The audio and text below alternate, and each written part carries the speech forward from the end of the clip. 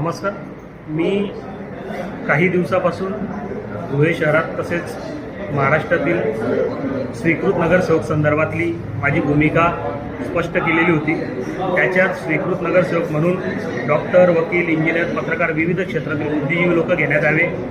कायद्यात तरतूद आहे की शक्यतोवर विविध क्षेत्रातील लोक घेण्यात यावे.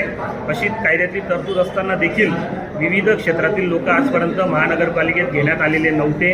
त्या अनुषंगाने मी काल दिनांक 20/2/2026 रोजी मान्य उच्च न्यायालय खंडपीठ औरंगाबाद या ठिकाणी जनहित याचिका दाखल केलेली आहे, जेणेकरून बुद्धिजीवी लोक महानगरपालिके प्रशासनात सामावले जातील आणि त्यांच्या अधिकारांचं रक्षण होईल.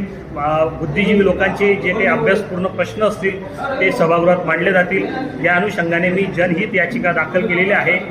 संपूर्ण महाराष्ट्रातील ही पहिलीच जनहित याचिका आहे. त्याच्यामुळे यामध्ये नगरविकास खात्याला पण पार्टी केलेला आहे आणि दुसरं म्हणजे ज्युरिडिक्शनचा विषय म्हणून धुळे महानगरपालिकेला या ठिकाणी पार्टी करण्यात आलेला आहे. बोली खानदेश मराठी न्यूज.